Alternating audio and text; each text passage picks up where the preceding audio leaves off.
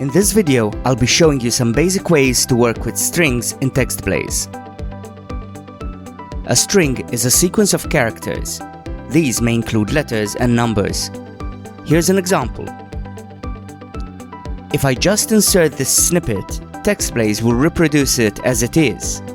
However, text plays features loads of functions and commands for working with strings. Let's start with a few simple ones. I want to capitalize the whole sentence. For this, I can use the function called upper. Now, the snippet inserts my sentence in uppercase.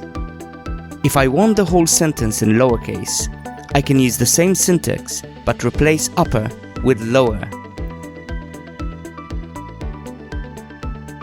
Proper gives me my string in title case. Let's take a step back for a moment. Text functions can also be used with variables. Let's create a form text command and give it the name text. I'm also going to add a string as a default value.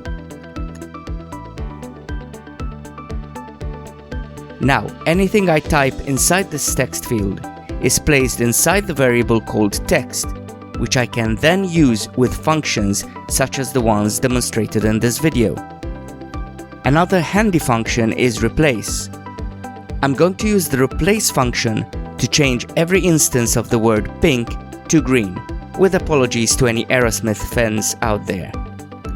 These functions can also work with the contents of your computer's clipboard.